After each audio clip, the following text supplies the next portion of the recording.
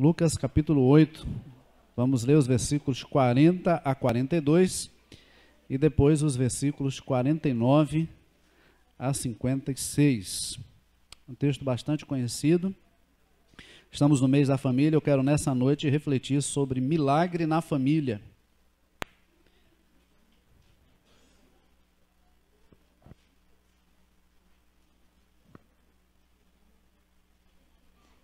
Evangelho segundo Lucas, capítulo 8, versículos 40 a 42 e depois 49 a 56. A palavra do Senhor nos diz assim: Quando Jesus voltou, a multidão o recebeu, pois todos estavam à sua espera. Então veio um homem chamado Jairo, chefe da sinagoga, e, prostrado aos pés de Jesus, implorava-lhe que fosse até a sua casa, porque tinha uma filha única de cerca de 12 anos, que estava à beira da morte. Versículos 49 em diante. Enquanto Jesus ainda falava, alguém da casa do chefe da sinagoga veio avisar: a tua filha já está morta, não incomodes mais o mestre. Ouvindo-o, porém, Jesus disse a Jairo: não temas, crê somente, e ela será curada. Tendo chegado à sua casa, Jesus não permitiu que entrassem com ele, com exceção de Pedro, João, Tiago e o pai e a mãe da menina. E todos choravam e se lamentavam. Ele, porém, disse: não choreis, ela não está morta, mas dormindo. E riam dele, sabendo que ela estava morta. Então, ele, pegando-a pela mão, exclamou: menina, levanta-te. E o espírito dela voltou, e ela se levantou imediatamente. E Jesus mandou que lhe dessem de comer. E seus pais ficaram maravilhados, mas ele ordenou que a ninguém contassem o que havia acontecido. Que o Senhor nos ajude a compreender a sua preciosa palavra nessa noite. Queridos, como nós temos falado e sabemos, a família é um projeto de Deus. E o projeto de Deus para a família é que a família seja um lugar de harmonia, de amor, de aconchego, de carinho, de afeto, um lugar de temor e de adoração a Deus. Sabemos que, mesmo sendo uma instituição criada por Deus, a família ela passa por imprevistos, né? Alguns incidentes acontecem, algumas situações, não é? Vêm sobre nós, situações às vezes difíceis, que nos surpreendem e às vezes tiram o nosso chão. O fato é que mesmo servindo ao Senhor, nós não estamos isentos de passar por problemas em nossas famílias, de passar por problemas em nossa casa. A grande questão é como nós reagimos diante dessas situações. É como nós lidamos com os problemas e com as adversidades que nós enfrentamos. No texto que nós acabamos de ler, nós vemos um homem chamado Jairo, que era chefe da sinagoga entre os judeus, e ele busca a Jesus porque a sua filha única, como o texto nos informa no versículo 42, ela estava doente à beira da morte. O texto ainda informa que ela tinha cerca de 12 anos. E quando Jairo percebe a gravidade da enfermidade da sua filha, ele possivelmente não pensa duas vezes. Ele vai até Jesus. E ele não vai de qualquer maneira, ele vai até Jesus, ele se prostra diante de Jesus e ele implora a Jesus para que Jesus vá à sua casa a fim de curar a sua filha.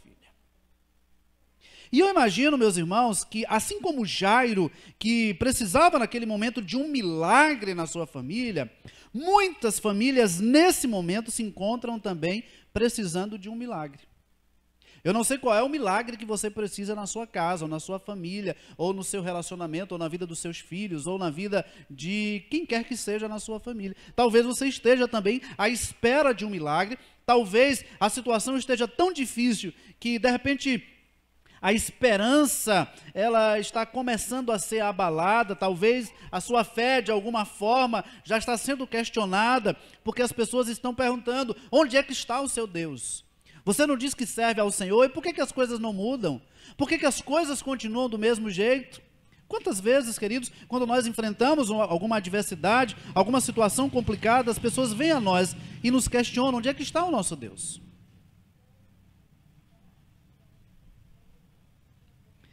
Jairo recorreu a Jesus, e nós precisamos, meus irmãos, assim como Jairo, crer que é possível sim acontecer um milagre na nossa casa.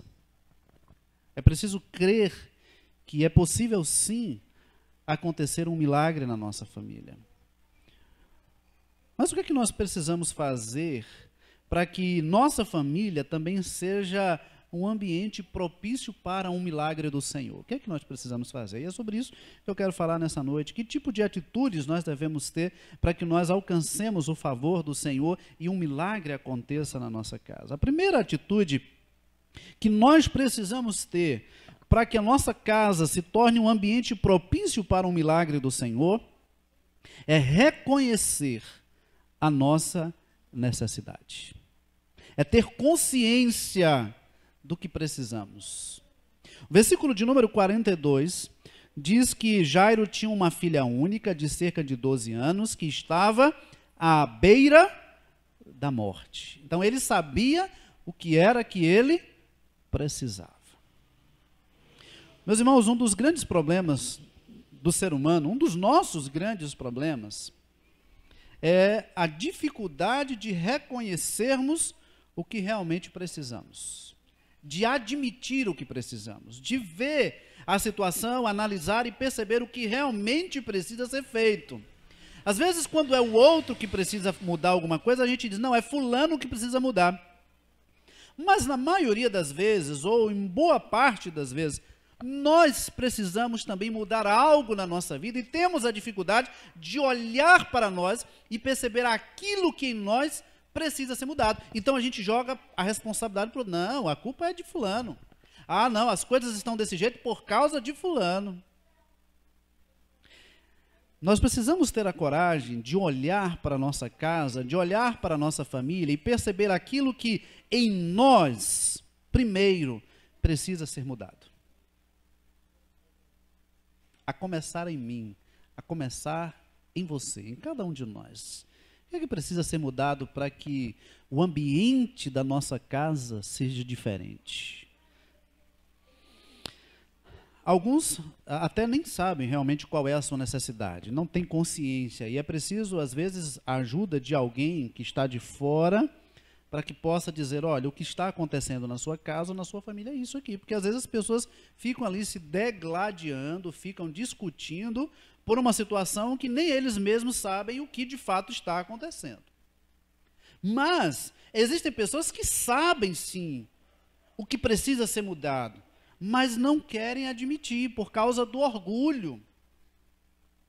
E nós precisamos, meus irmãos, ter a humildade de reconhecer aquilo que em nós precisa ser mudado para que algo aconteça na nossa casa, para que uma mudança aconteça na nossa família. Alguns têm dificuldade de reconhecer as suas próprias falhas. E uma coisa que eu sempre digo aos irmãos, que eu acho fantástico na vida de Davi, é que ele reconhecia suas falhas. Eu acredito que uma das coisas que fazia com que Davi fosse um homem segundo o coração de Deus, não era o fato de ele ser perfeito, porque não era, mas era o fato de reconhecer e confessar o seu pecado. Ele não jogava a culpa para o outro, ele não terceirizava a responsabilidade, porque hoje muita gente está terceirizando a responsabilidade das coisas. Nós precisamos olhar e admitir aquilo que em nós precisa ser mudado. Qual é realmente a necessidade da nossa casa? O que é que precisa ser mudado na nossa família para que algo novo possa acontecer, para que um milagre aconteça e a nossa casa seja um ambiente de adoração e temor ao Senhor? Meus irmãos, Jairo sabia que sua filha estava doente. Olha só que coisa interessante. Nós estávamos hoje à tarde com algumas mensageiras e a gente dizendo, né, de como o tempo passa muito rapidamente. Eu imagino que todos nós temos sonhos para os nossos filhos, né? Temos sonhos. E aquelas mães que estavam ali à tarde também têm sonhos para as suas filhas. E o tempo passa muito rápido. Outro dia, algumas delas tinham 5, 6 anos, agora já tem 12, 13, 14, 15, 17 anos. Como passa rapidamente, não é? Como passa rapidamente. E aí eu até comentava com a irmã Nildes que quando nós chegamos aqui, Nicole tinha a idade de Sofia, 5 anos. E agora já fez 12. Olha como o tempo voa, né? Às vezes o Google dá aqueles lembretes, né? Há tantos anos e tal. Aí mostra aquelas fotos ali e a gente vai ver os meninos tudo pequeno, agora tudo grande aqui na frente. Como o tempo voa. Como nós estamos ficando velhos, viu, Bequinho? Como nós estamos ficando velhos. O William não disfarça mais a idade, porque aí ele disfarça o branco do cabelo com...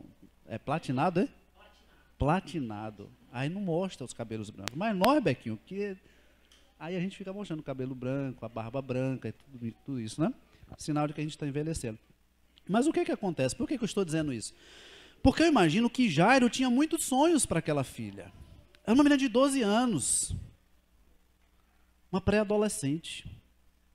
E de repente ele se depara com uma situação que aquela menina está gravemente enferma e nada havia resolvido. Anos também padecia com aquela enfermidade. Já havia procurado os médicos.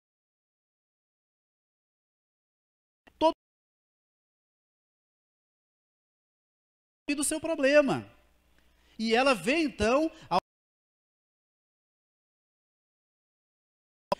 precisamos olhar e reconhecer aquilo.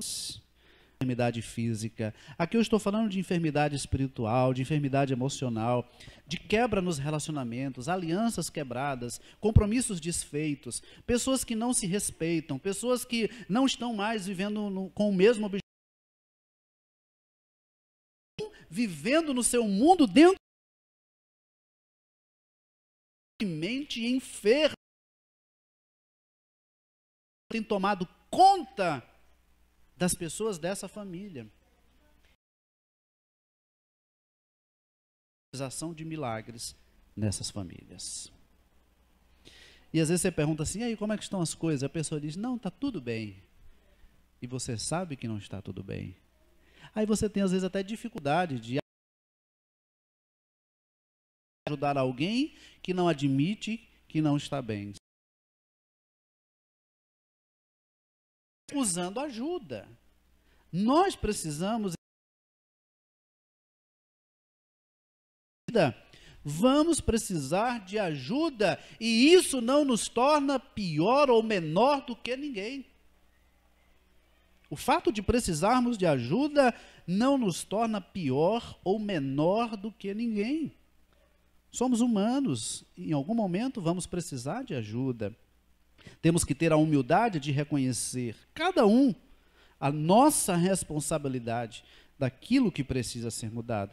Então, para que nós experimentemos milagres em nossa família, é necessário reconhecermos as nossas necessidades. O que é que na sua casa precisa ser mudado? O que é que na sua vida precisa ser mudado para que um milagre aconteça na sua casa?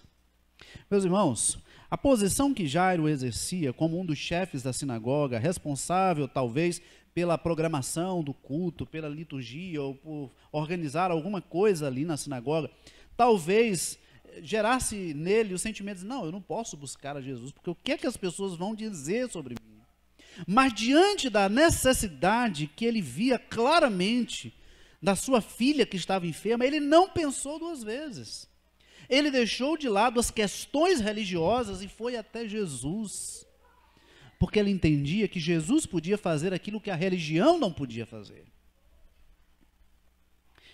Jesus não veio instituir uma religião, Jesus veio instituir um novo estilo de vida. E isso pode acontecer também na nossa casa e na nossa família. Então nós precisamos reconhecer as nossas necessidades. Essa é a primeira atitude. A segunda atitude é recorrer a Jesus. O que é que nós precisamos fazer para que a nossa casa seja um ambiente propício para um milagre? Recorrer a Jesus. Versículo 41 diz: então veio um homem chamado Jairo, chefe da sinagoga, e prostrado aos pés de Jesus, implorava-lhe que fosse até a sua casa. Em Mateus capítulo 11, versículo 28, é um versículo muito conhecido, Jesus diz assim: venham a mim todos vós que estão cansados e sobrecarregados, e eu vos aliviarei. O próprio Jesus faz um convite: venham a mim todos vocês que se encontram cansados, já não conseguem mais carregar as suas pesadas cargas. Venham a mim, porque eu tenho o alívio que vocês precisam, eu tenho a resposta que vocês precisam, eu posso fazer aquilo que vocês não podem fazer. Então Jairo, ele sabia que Jesus podia lhe socorrer na sua necessidade, então ele vai até Jesus. Sabe, irmãos, às vezes quando nós passamos por algum problema, a nossa tendência é procurar aquela pessoa que a gente confia e que a gente entende que naquele momento de alguma forma vai poder nos socorrer. Só que às vezes nós procuramos algumas pessoas e essas pessoas não podem nos ajudar. Às vezes elas até querem, mas não podem, não tem condição naquele momento, não tem algo para dizer, não tem uma resposta para nós, não tem uma saída para o nosso problema. Mas Jesus é aquele que tem todas as respostas que nós precisamos. É aquele que tem o milagre que nós precisamos para a nossa vida e para a nossa casa. Jairo sabia que Jesus podia socorrer na sua necessidade.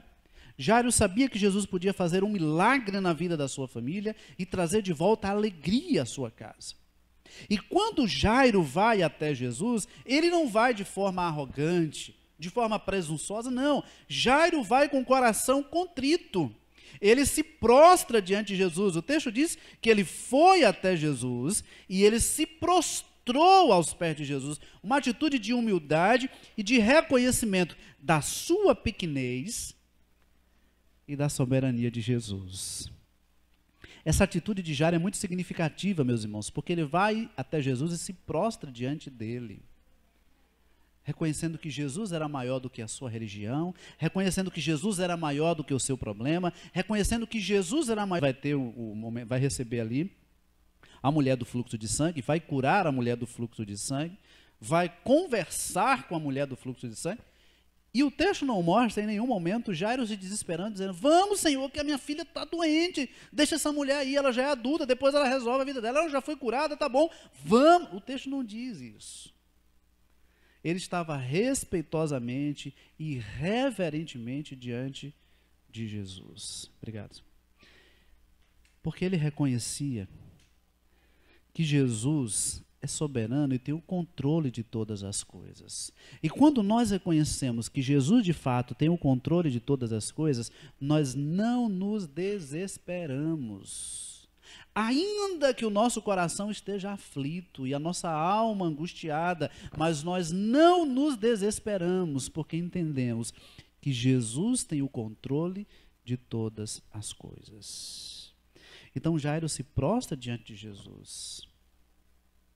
Ele se aproxima de Jesus com seu coração contrito, quebrantado, numa atitude de adoração e reverência, reconhecendo que Jesus podia fazer aquilo que ele não conseguia fazer.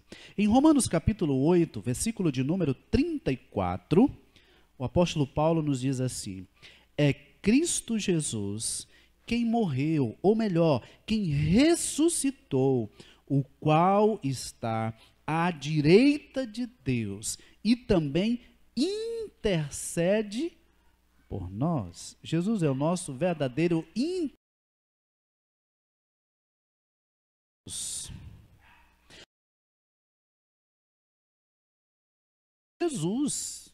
Deus é Jesus. Em primeiro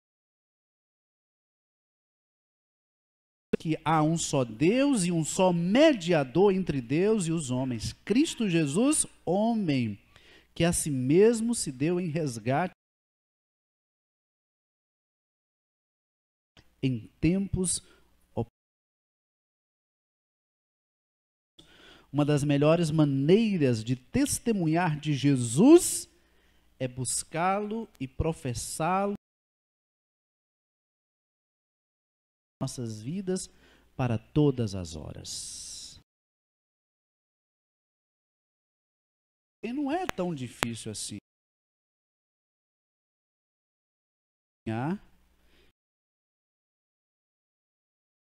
Quando parece que perdem a fé.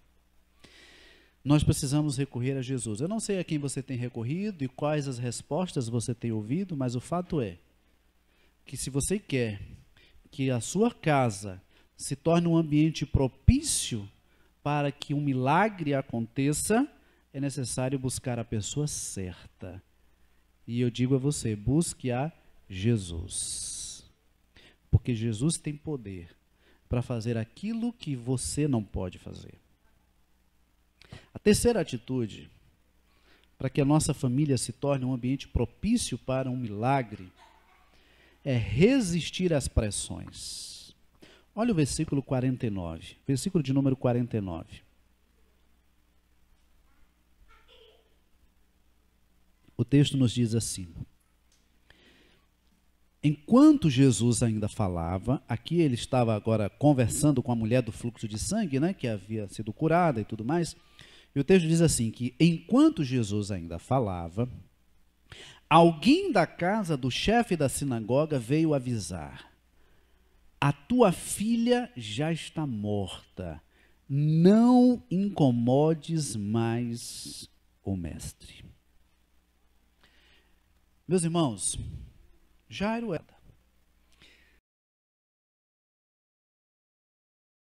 A gente vê Marta e Maria.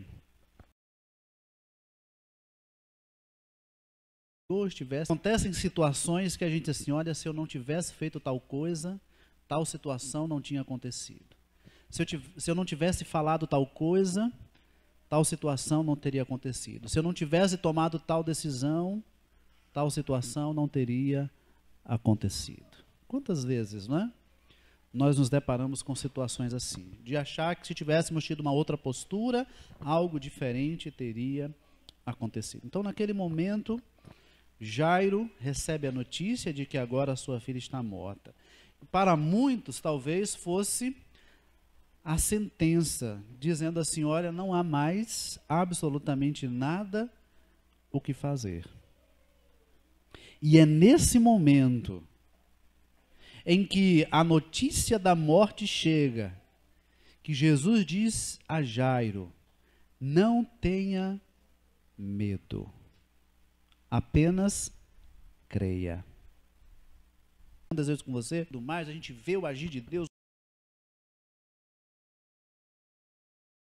Acontece, estrutura. Nós precisamos das circunstâncias que nos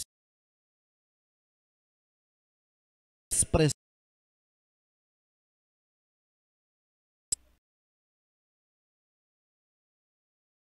a família.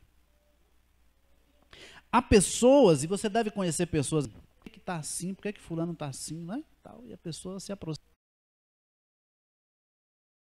Aqueles que se aproximam, cheios de são conselhos vazios, que não são coerentes com sua vida e com sua prática de vida.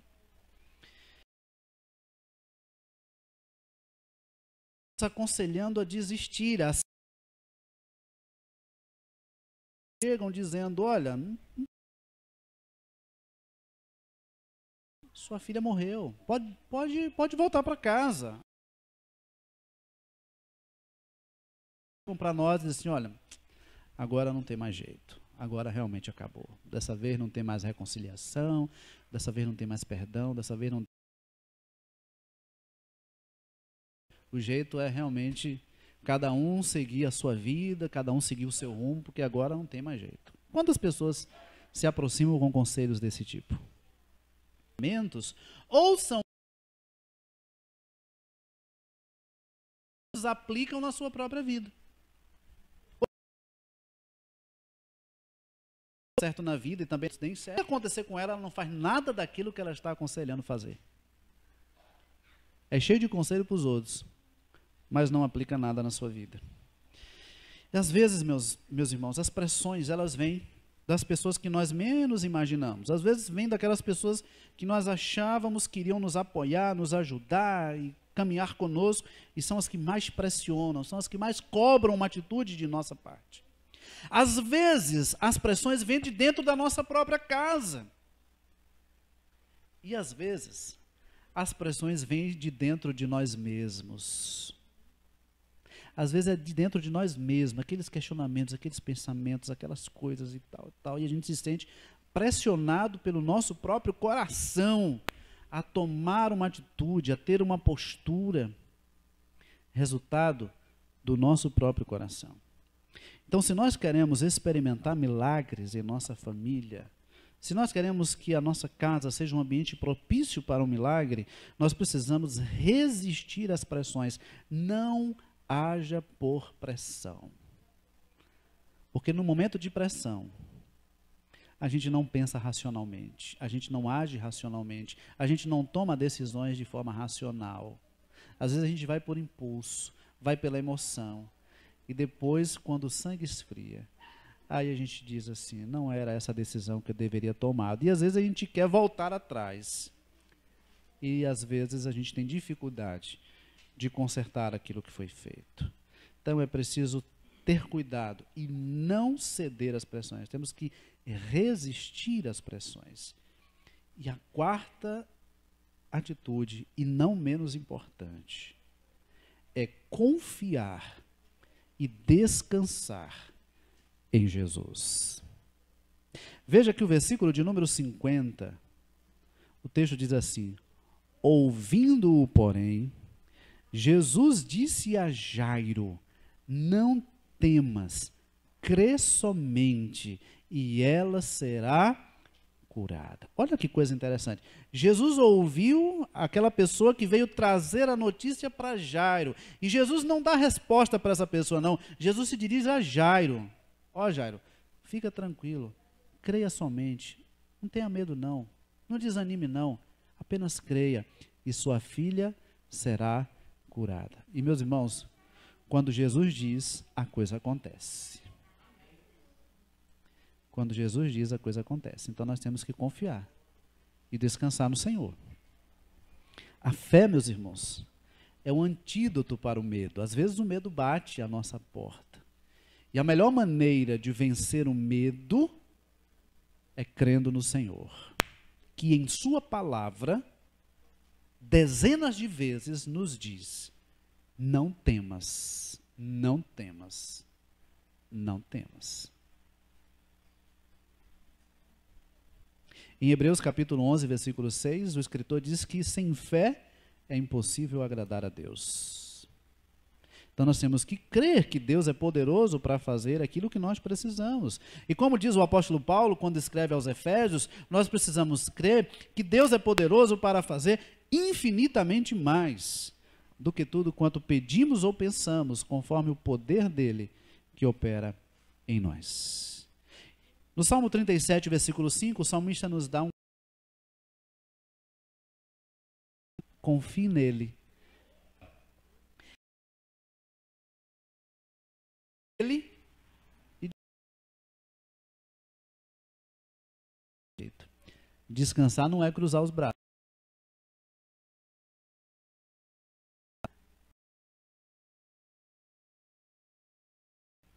O Senhor continua cuidando. Dormi e acordei, porque o Senhor me sustentou. Então, meus irmãos, Jairo, ele sabia o que precisava, sabia quem era Jesus. Por isso, ele recorreu a Jesus, levando a Jesus aquela que era a sua demanda para aquele momento. Um milagre na vida da avô. Ele continuou crendo na ação de Jesus. Quando Jesus disse, não temas, creia somente, a tua filha será curada, Jesus então se dirige à casa de Jairo. Muita gente ali chorando, pranteando, tal, aquele... Jesus entra, né, na sua tranquilidade, na sua calma, diz assim, não, se preocupe. As pessoas que ali estavam sabiam que a menina estava. As pessoas que ali estavam chorando, pranteando.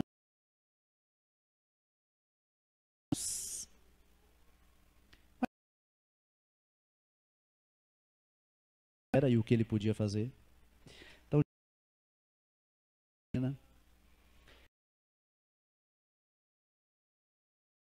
milagre. Aquela menina para levantar. Ele diz. E a menina levantou. Diz assim, olha, temos que realmente Jesus se importa. Menina, pode dar comida para ela. No seguinte, olha, não precisa sair divulgando o que aconteceu. Que ele realizava, mas pelo propósito que ele veio realizar. Não precisava nem os pais saírem dizendo, a notícia iria correr rapidamente de que aquela menina que estava morta havia ressuscitado através de Jesus. Meus irmãos, há coisas que nós podemos fazer. E aquilo que nós podemos fazer, Deus não vai fazer. Quando a gente pensa na ressurreição de Lázaro, quando Jesus chega diante do túmulo de Lázaro, ali estava uma pedra. Olha que coisa interessante. Estava uma pedra. Remover aquela pedra, os homens podiam fazer. Então Jesus mandou aos homens que removessem a pedra, eles removeram a pedra. Jesus poderia, com uma palavra, remover aquela pedra, mas ele mandou os homens remover, porque remover a pedra eles podiam fazer. Agora, ressuscitar Lázaro, só Jesus podia fazer. E aí ele diz, Lázaro vem para fora, e Lázaro ressuscitou. Quando Jesus ressuscita e as mulheres vão ao túmulo de Jesus, elas vão preocupadas com a pedra que elas iriam encontrar no túmulo. Aquelas mulheres não iriam conseguir remover a pedra.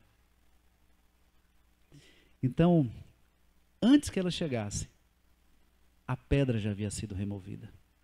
Tem coisas que nós podemos fazer e Deus não vai fazer. Agora, aquilo que nós não podemos fazer, o Senhor faz. O que nós precisamos é confiar e descansar nele. Há coisas que, por mais que nós queiramos, nós não conseguimos resolver. Há coisas que realmente só Deus pode fazer. E o nosso papel é confiar e descansar em Jesus, ocupando a nossa mente e o nosso coração com aquilo que alimenta a nossa esperança. E aí eu gosto muito do texto de Lamentações, capítulo 3, quando Jeremias diz assim, quero trazer à memória aquilo que me dá esperança. Eu quero ocupar a minha mente com aquilo que alimenta e fortalece a minha esperança.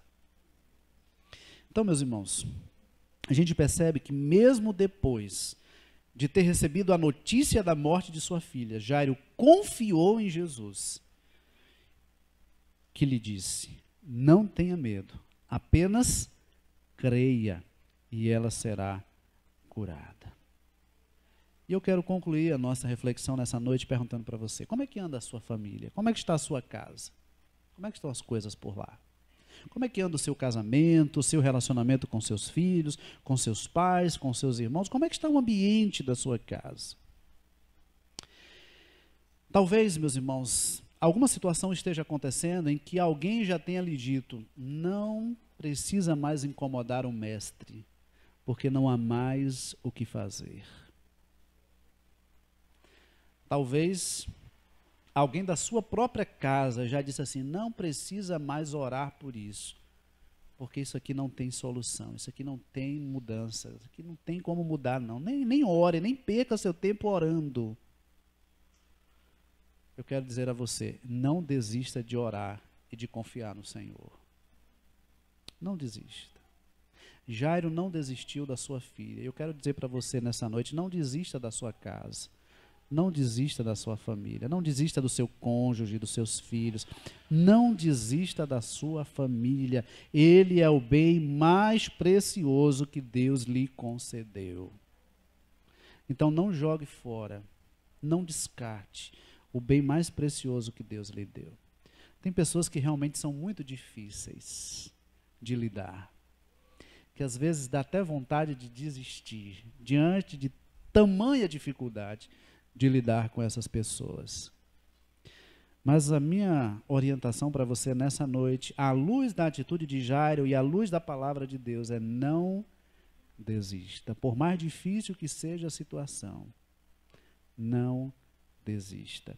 Tem gente que diz assim, olha, na vida tem jeito para tudo, só não tem jeito para a morte. Mas eu quero dizer para você que para Jesus tem jeito até para a morte. E se até para a morte Jesus dá jeito, imagina para aquilo que está acontecendo de repente lá na sua casa. Que eu tenho certeza que não é pior do que a morte. Não é mais difícil que a morte. E se Jesus tem poder até para ressuscitar um morto, o que é que ele não pode fazer na sua casa? Versículo 44 e 45. Jesus, pegando aquela menina pela mão, exclamou: menina, levanta-te. E o espírito dela voltou. E ela se levantou imediatamente. E Jesus mandou que lhe dessem de comer. Jesus diz a você nessa noite: não se desanime.